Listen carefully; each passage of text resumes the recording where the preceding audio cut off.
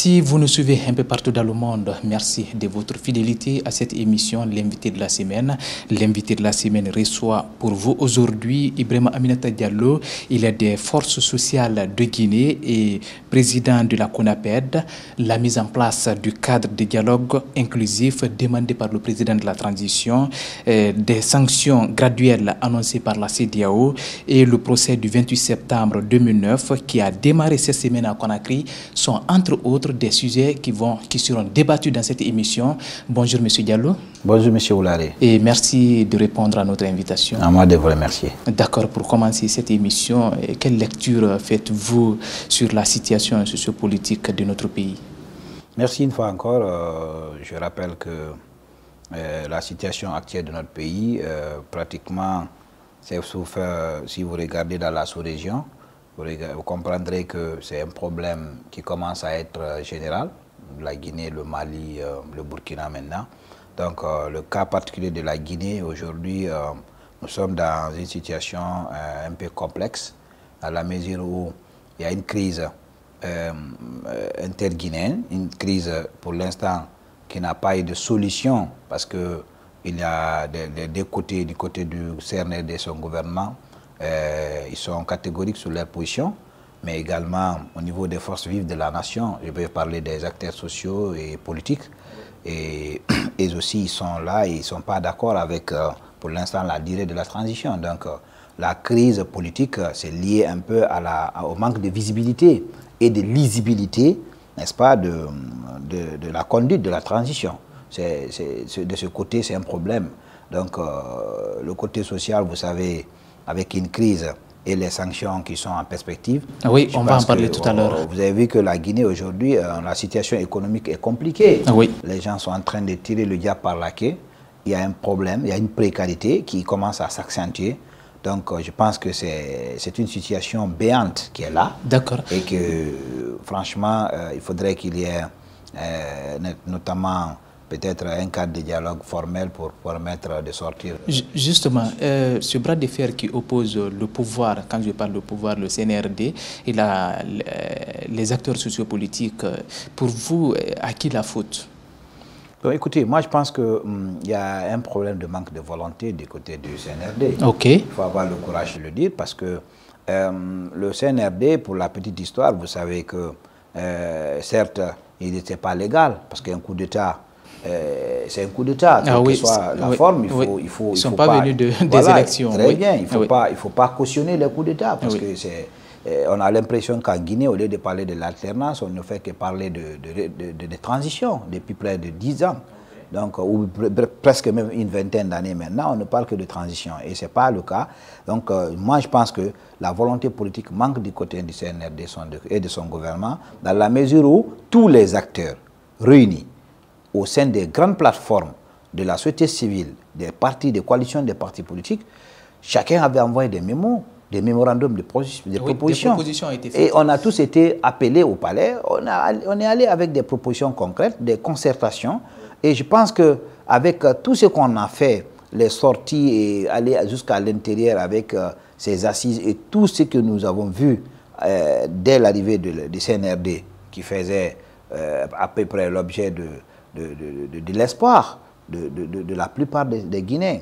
Mais moi, je pense que il y a un peu manque de volonté politique. Mais il y a eu la mise en place d'un cadre de dialogue. Écoutez, il n'y a pas eu de cadre de concertation. Écoutez, voilà. Et c'est là où on est en train de tromper les gens. Je pense que les acteurs sociopolitiques qui ne sont pas d'accord avec les 36 mois du CNRD, c'est ceux-là qui veulent un cadre de dialogue formel. Et d'ailleurs, même au niveau des forums des forces sociales, nous, on est allé jusqu'à dire que cela soit institutionnalisé et que d'ailleurs, même dans tout le processus, que cela soit vraiment périodique. Institutionnalisé. Très bien. Que vous voulez dire par Je vais dire par là que ce dialogue, si toutefois ça nous réussit, parce que forcément, le conflit est inhérent à l'homme.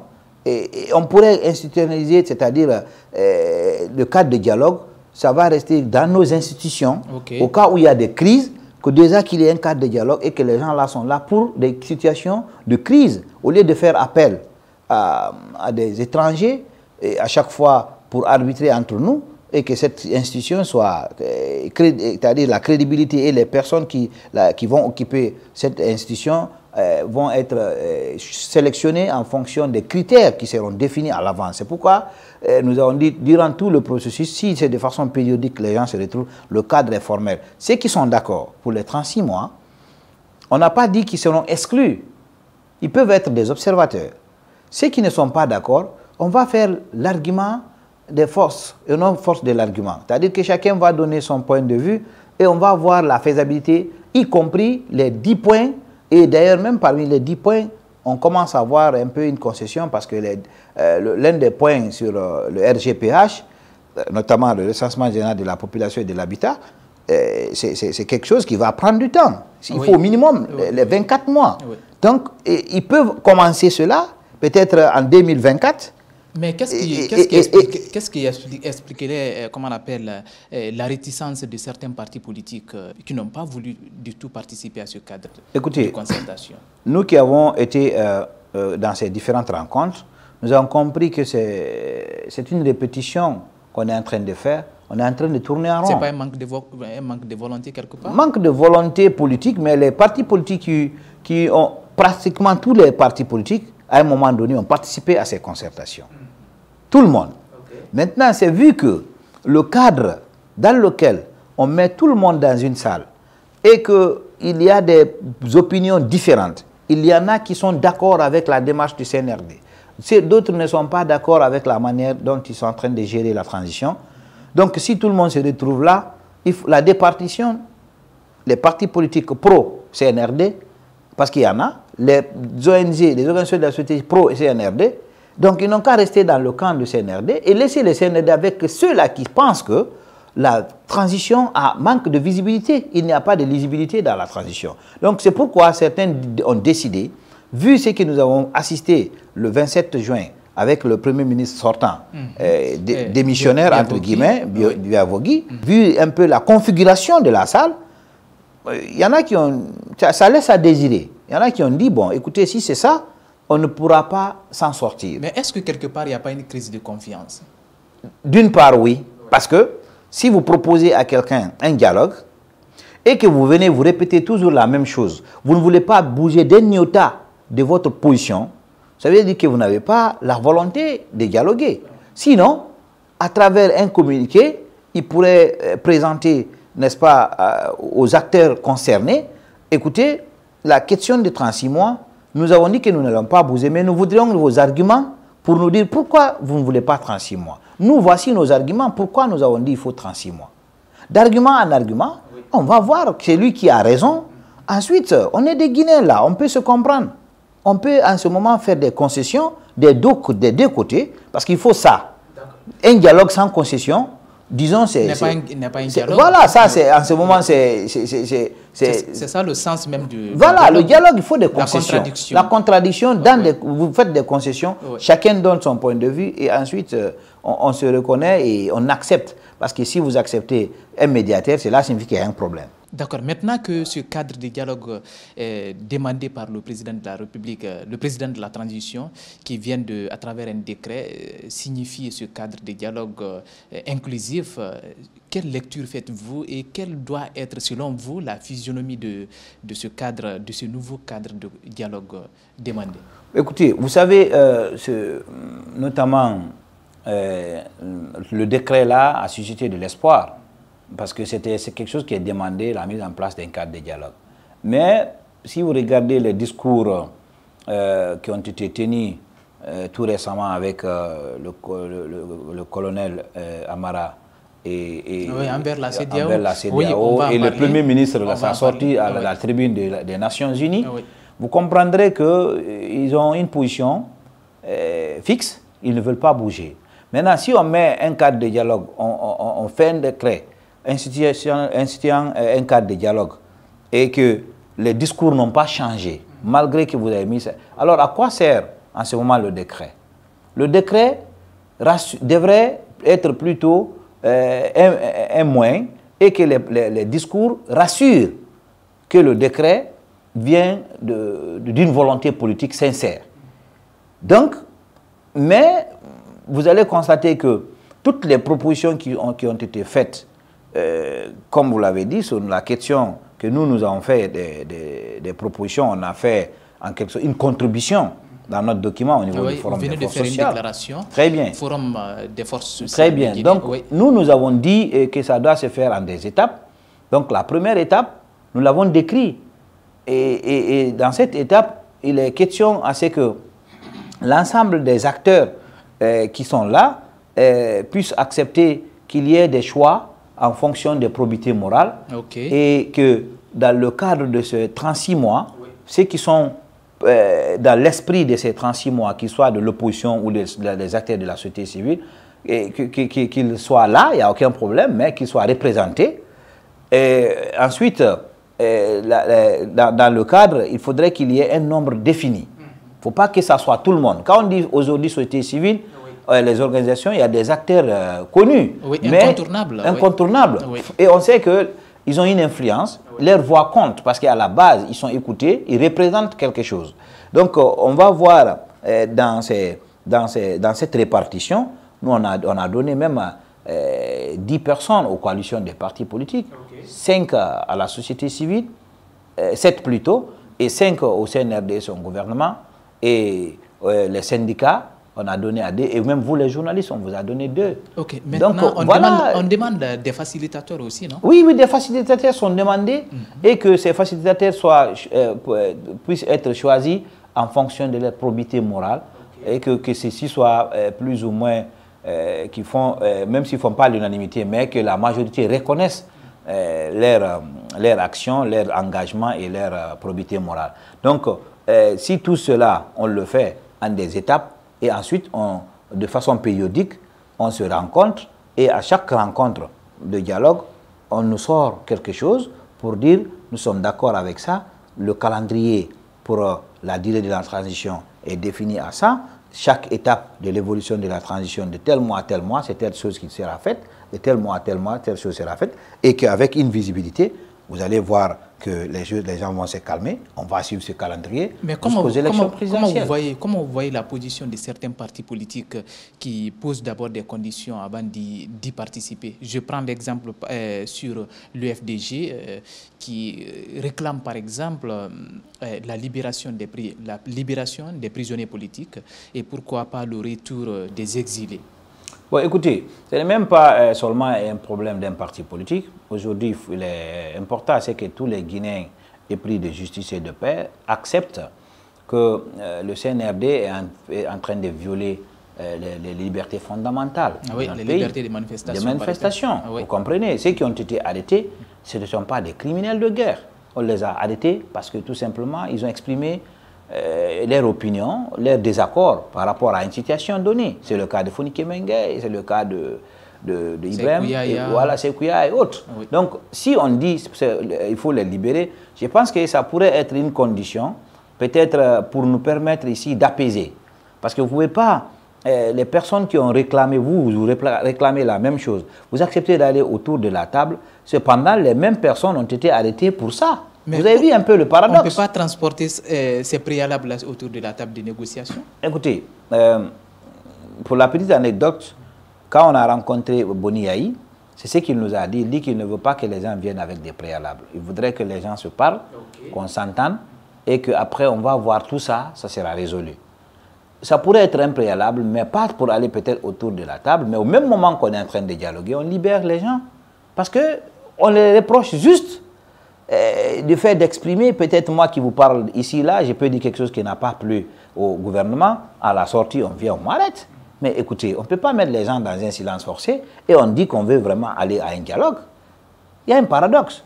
Il faudrait qu'on accepte d'abord que la liberté d'opinion, la liberté de manifester est consacrée par les textes de loi. D'où la dissolution du FNDC. Très bien, par les textes de loi et c'est là même, ces textes de loi consacrent, n'est-ce pas, cette liberté et la Guinée a ratifié à toutes les lois et conventions internationales.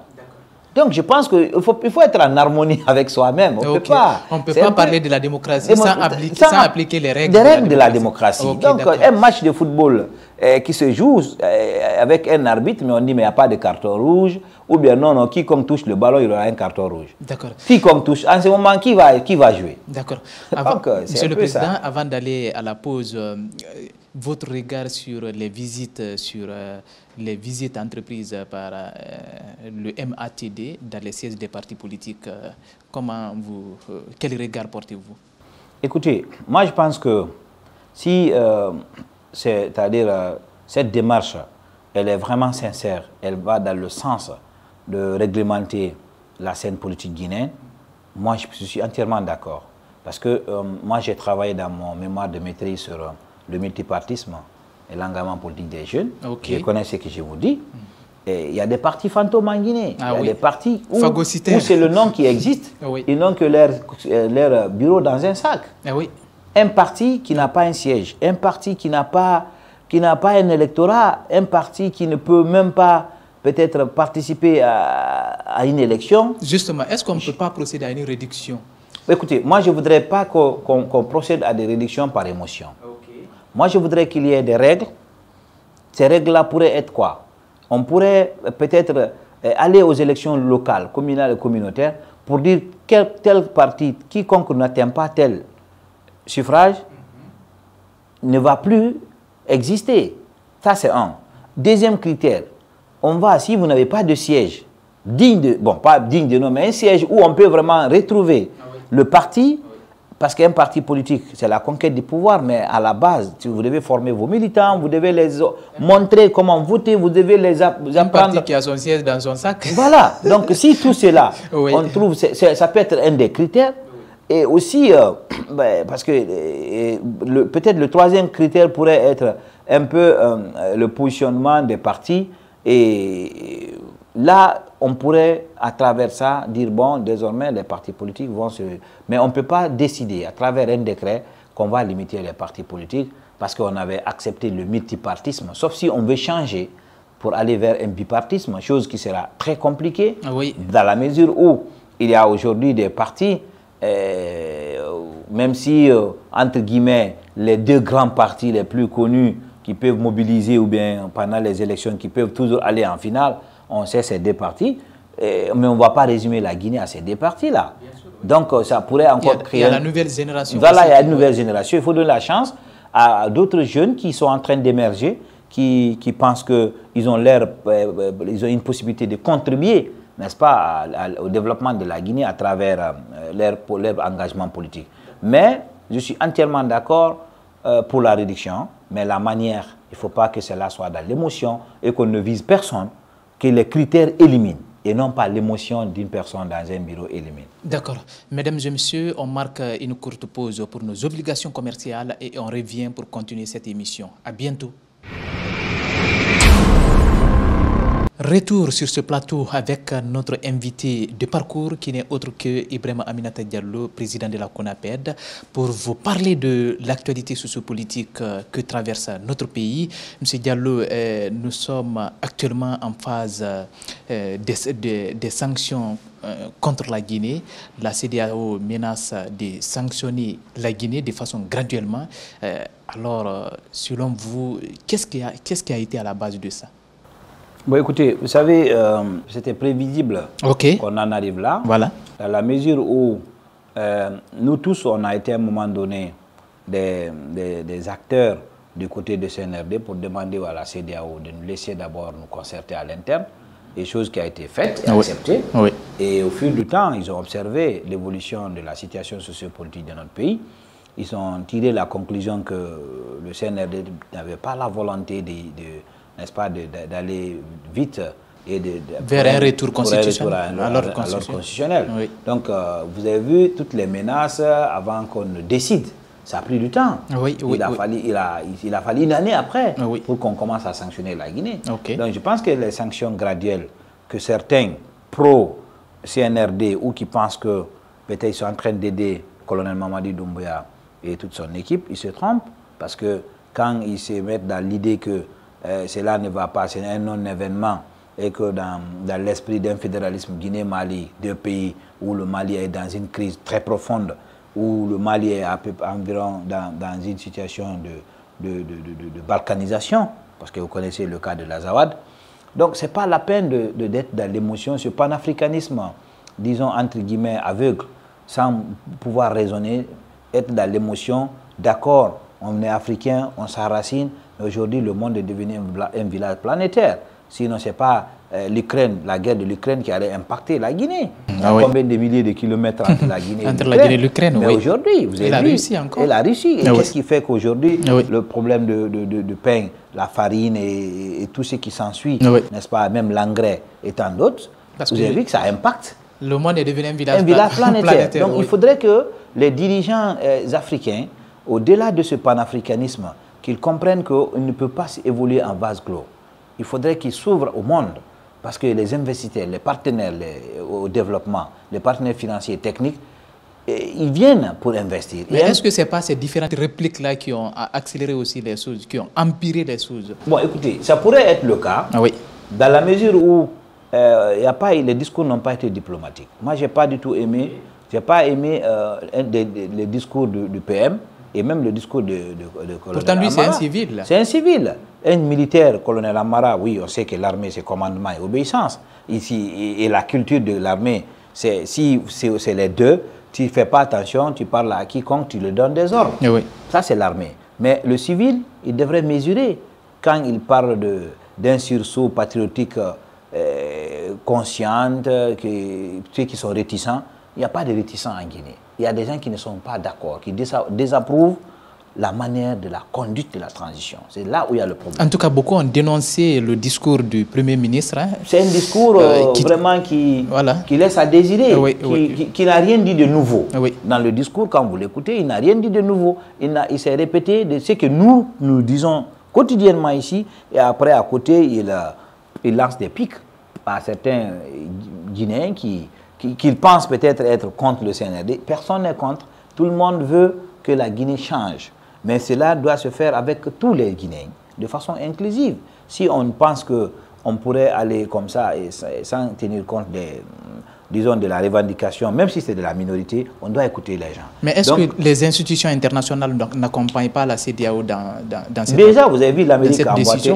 L'Amérique a emboîté le pas. Ils ont fait une déclaration. Ils sont d'accord et qu'ils vont accompagner. Et cette fois-ci, on ne souhaite pas que, après un mois, que ces sanctions soient accentuées à travers les exportations ou l'importation. À ce moment, ça c'est un problème. Il y a certains qui banalisent ces sanctions-là. Ils les banalisent, mais ils verront les conséquences quand les pays de la sous-région, sauf le Mali, quand le Mali ne ferme pas la frontière à la Guinée, le Mali c'est un pays enclavé, c'est un pays qui n'a pas de mer. Donc la Guinée, ils ont plutôt besoin de la Guinée que la Guinée ait besoin du Mali. Mais les autres pays, vous avez vu ce que ça va faire. C'est ce que ça va faire. Les autres pays, la Guinée a une position géopolitique très intéressante dans la sous-région. Si vous regardez, c'est l'un des rares pays, ou c'est le seul pays de la sous-région qui a 6 pays limitrophes. Le seul pays. Faites bien l'observation, vous allez comprendre. La Guinée est entourée par 6 pays, voire même 7, parce que même la Gambie, à côté, ce n'est pas très loin de la Guinée. Alors que les autres pays, quand c'est déstabilisé, ça déstabilise 3 ou 4 pays maximum. Mais la Guinée est le seul qui a 6 pays limitrophes. Donc, géopolitiquement, si la Guinée est fermée à ces 6 pays, c'est un problème. La mer, c'est qui va être... 6 pays moyennant le Mali. Moyennant le Mali. Parce que le Mali est toujours solidaire avec la Guinée. Voilà, solidaire à la Guinée. Mais vous avez vu que cette solidarité, je pense que qui est mécanique, devrait être plutôt thérapeutique, parce qu'il faudrait accepter d'aller avec les gens pour les aider à guérir et non pas pour les aider à s'enfoncer dans la maladie. D'accord. En tant qu'observateur de la société civile, selon vous, quelles devraient être les conséquences lourdes de ces sanctions-là sur la Guinée de façon, sur le plan économique, pourquoi pas social? Vous savez, j'ai suivi certains internautes ou des citoyens qui pensent que la Guinée est habituée à s'isoler, et c'est toujours depuis le cas de... Mais on ne peut pas vivre à vase clos. Non, avec l'indépendance, selon les gens, on était là. Les temps ont changé. Mais les temps ont changé et il y a une démographie qui est explosive. la démographie guinéenne a augmenté, les mentalités ont changé, il y a une ouverture à travers les réseaux sociaux, tout ça. Et à mon avis, les conséquences seront dramatiques dans la mesure où la pauvreté qui est là et que nous sommes sous perfusion, notre économie. Oui. Et je pense que si on le fait, c'est comme si vous enlevez la perfusion pour une personne qui est en réanimation. Le marché est cher hein, pour, ce que je vous pour dis, les populations. Très cher. Oui. On nous dit que la monnaie guinéenne par rapport aux devises euro ou dollars, il y a une amélioration, mais il n'y a pas d'impact dans le panier de la ménagère. Ça ne se sent pas. Donc les conséquences vont être économiques, sociales. Et aujourd'hui, beaucoup de gens quittaient la Guinée et je pense que l'immigration que les Blancs sont en train de combattre va encore continuer parce que la crise elle est mondiale d'abord, économique mondiale. Maintenant, si nous qui sommes sous perfusion, comme je l'ai dit tout tantôt, et qu'on débranche, n'est-ce pas, peut-être cette perfusion, je pense que les conséquences, peut-être nous serions dans l'agonie. Et on ne le souhaite pas. La solidarité exprimée par le Mali, est-ce que ça pourra nous sauver? Ça ne pourra pas sauver la Guinée. Je suis vraiment désolé, mais économiquement, ça ne pourra pas sauver la Guinée. Aujourd'hui, le Mali a plus de problèmes que la Guinée. Le Mali est confronté à un terrorisme interne, à une revendication, disons, des indépendantistes du côté de l'Azawad. Donc, le Mali a un sérieux problème. Le Mali, aujourd'hui, la Guinée et la France, on n'est pas allé jusqu'à se tirer à boulet rouge. Il y a plus ou moins une petite coopération entre la Guinée et la France. Alors que le Mali, rupture totale avec la France, question de terrorisme. Vous regardez la Russie qui fait face, n'est-ce pas, au Mali, et les Russes sont actuellement en opposition avec l'Occident.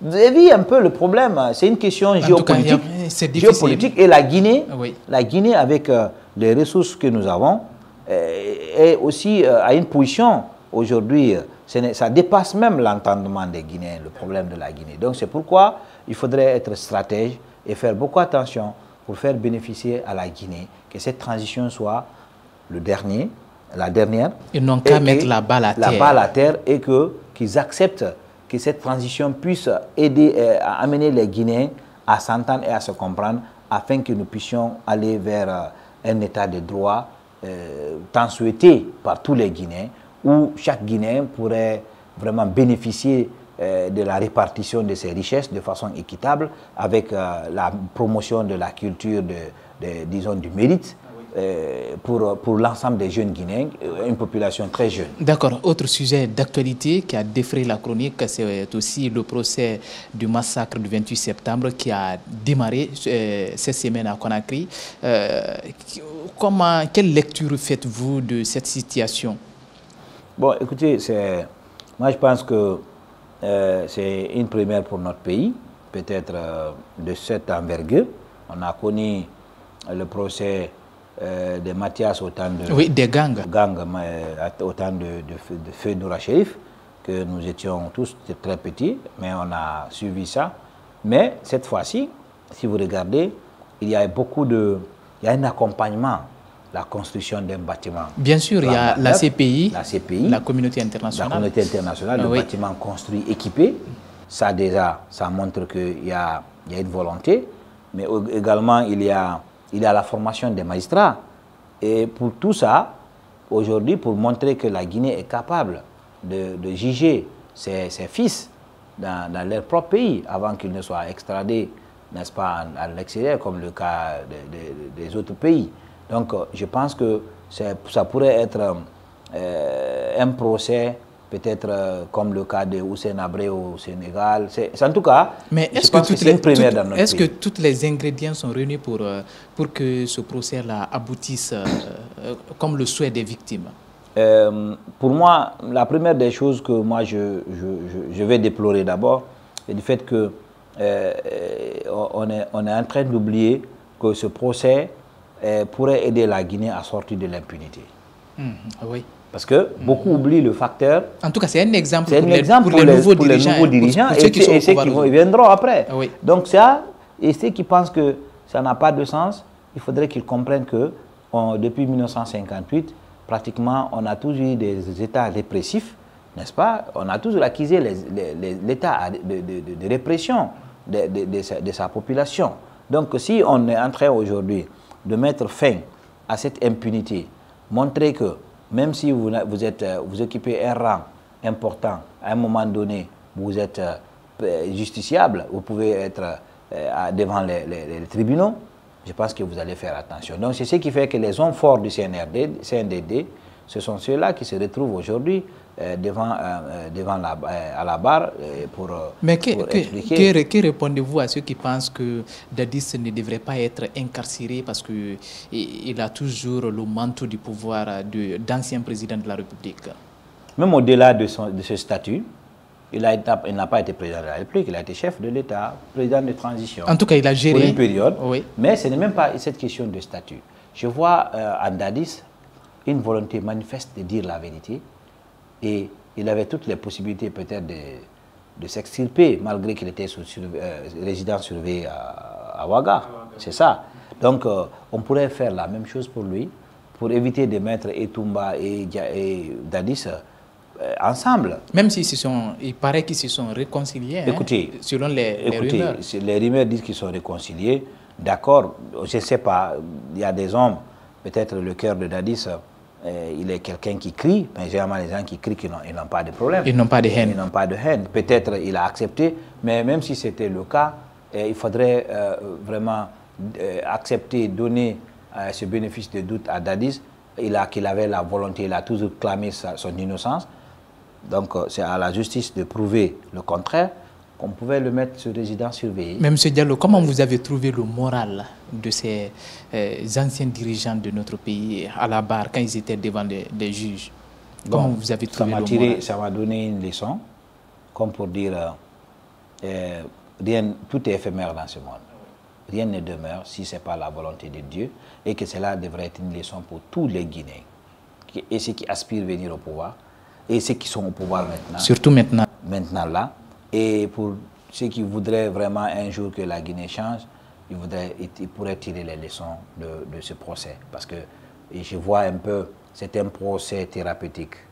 Pourquoi?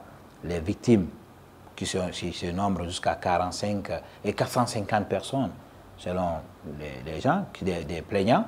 Donc ces victimes-là, les parents de ces victimes, pourraient peut-être se soulager intérieurement, comme pour dire oui, c'est eux qui ont fait ça, mais aujourd'hui voilà là où ils sont. Et la sentence qui tombera de ça, si cela arrive, les peines qui seront prononcées, je pense que ça pourrait encore une fois renforcer peut-être la confiance entre les Guinéens, et qu'on sache que la justice n'est pas contre quelqu'un. La justice est pour tout le monde. Et que ça n'a pas besoin de couleur, ni de région, ni d'ethnie. C'est si vous êtes en déphasage avec la loi, mais vous êtes préjudiciable. Mais est-ce que les organisateurs de ces manifestations du 28 septembre ne seront pas aussi interpellés à la barre? Écoutez, ceux qui ont organisé devraient venir expliquer peut-être comment ils ont été séquestrés, probablement, parce qu'il y a eu des blessés parmi eux, faisant Madidoré, on a vu des images à sa tête. Oui. Voilà, il y a Idalé qui a été blessé, Sidia a été blessé. Oui. Voilà, tous ces-là, ils pouvaient peut-être venir expliquer les personnes qu'ils ont vues, comment c'est arrivé. Parce qu'ils ont organisé, mais ce n'est pas eux qui ont amené. Probablement, on ne fait pas un jugement, probablement ils ne pourraient pas organiser et envoyer encore des gens pour venir les mater. Je pense que c'est un paradoxe. Peut-être ils seront là juste pour témoigner par rapport à leur situation, parce qu'ils sont victimes aussi. C'est des victimes. Oui. Moi, je suppose que c'est des victimes et que cela ne va pas encore enfoncer le clou, comme pour dire ils sont entêtés, parce que je vois un peu les arguments qui commencent à naître selon lesquels que la manifestation était interdite. Et aujourd'hui, il y a des gens qui sortent des preuves que ça n'a jamais été un communiqué, ni un décret, ni en tout cas, ça n'a pas été un acte officiel du pouvoir, qui interdisait ces manifestations. Et alors, si l'administration, c'est le papier qui parle. Si ça a été verbal et qu'il n'y a pas eu d'acte, je pense que ceux qui ont organisé n'auront pas peut-être de problème. Mais si toutefois il y avait des actes écrits et que ça interdisait les manifestations, peut-être le fait de refuser de se plier aux exigences des autorités, et que, parce qu'ils avaient des arguments pour dire pourquoi ils ne veulent pas manifester, ils pourraient peut-être répondre. Mais pour l'instant, on reste dans l'idée que peut-être ça a été verbal, les appels téléphoniques entre Dadis et le président de l'UFR, notamment Sidia Touré, tard la nuit, qui a dit écoute, je ne peux rien faire, c'est fini, la balle est lancée. Je pense que à mon avis, ils ne doivent pas avoir peur de ça. Si on les appelle, ils n'ont qu'à venir expliquer les faits. Et que cela ne veut pas dire qu'ils seront incarcérés ou incriminés d'un fait dont ils ne sont pas coupables. Mais la préoccupation des victimes, c'est de rendre justice, c'est-à-dire punir les fauteurs, les vrais coupables. Est-ce que vous êtes optimiste aujourd'hui? Bon, écoutez, vu ce qui se passe, actuellement, je ne connais pas la sentence qui tombera. Ça, je ne sais pas. Mais une sentence devrait tomber pour mettre fin, pour dire plus jamais ça dans notre pays. Et que si cela coïncide à un emprisonnement de 20 ans, de 30 ans, de 40 ans, tant mieux. Mais qu'on ne nous brandisse pas des sanctions pour dire c'est une condamnation par sursis assortie d'un montant et que l'intéressé continue à se promener ici. Cependant, les bourreaux sont là, ils sont connus. D'accord. Voilà. Monsieur Dia, le coup d'État est devenu monnaie courante en Afrique. Qu'est-ce qui se passe dans ces dernières 24 heures au Burkina Faso? Quelle information que vous avez? Écoutez, nous avons reçu l'information que très tôt ce matin, il y a eu des coups de feu à Ouagadougou. Et généralement, au niveau du palais, qu'il y avait un flou, ça ne communiquait pas, on entendait des tirs. Mais jusqu'au moment où je venais ici, on n'a pas vu une revendication pour dire qu'on a renversé la transition. En tout cas, il n'y a pas un communiqué officiel, ni une sortie officielle. Pour l'instant, rien ne filtre dans ça. Mais c'est dommage pour l'Afrique. C'est dommage pour notre continent. Mais est-ce que ce n'est pas une mutinerie? Écoutez, ça pourrait être le cas, mais vous savez, c'est pourquoi il n'est pas bon d'encourager les coups d'État. Ceux qui ont applaudi les coups d'État, peut-être c'est eux qui sont en train de comprendre. Si vous dites ça, vous allez mettre le pied dans le plat de certains. Hein? Non, écoutez, moi, je suis contre toute forme de coup d'État, parce que le coup d'État n'est pas que militaire. Même le fait de refuser de respecter la Constitution, c'est un coup d'État. C'est un coup d'État constitutionnel. Tout cela devrait être défini même dans la charte de l'Union africaine ou même de Mais comment on est arrivé là? Parce que c'est un président qui a été issu d'un coup d'État aussi, qui vient de prendre le pouvoir, qui a son calendrier qui est défini. Et pourquoi en un seul jour on entend des rumeurs et pourquoi pas des tirs par-ci par-là, comme on les voit sur les réseaux sociaux? Qu'est-ce qui a été à la base de ça? Je pense que lui, le président de la transition du Burkina, est venu avec une volonté de rétablir rapidement l'ordre constitutionnel. Et il est parmi les trois, notamment putschistes de la sous-région, celui qui a plus de visibilité et qui a posé les actes de sortie d'une transition.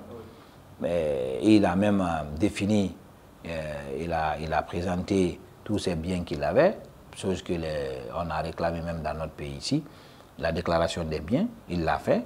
Donc, la question, c'est la question notamment du terrorisme au Burkina. D'accord. C'est ce qui a été la justification du coup d'État par les militaires. D'accord. En disant que Marc Kaboré n'avait pas la même mise sur l'ensemble du pays. Il n'a pas été capable de contrecarrer. Il a été renversé. Mais aujourd'hui, vous avez vu, ils ont du mal à contrôler. Parce que tout récemment, ça ne fait même pas 72 heures, vous avez vu l'attentat qui s'est produit là-bas. Il y a eu des centaines de morts. Oui, j'espère bien dans les heures qui suivent, pourquoi pas les jours qui viennent, on sera tous informés de ce qui va se passer. En attendant, la Guinée s'apprête à fêter le 2 octobre. Quel message avez-vous aujourd'hui concernant cette date historique? Franchement, c'est une date qui devrait nous trouver dans l'harmonie, dans la quiétude, dans la paix, dans l'amour. Ok. Dans les conditions normales. Après 64 ans d'indépendance, oui. nous devrions plutôt être fiers.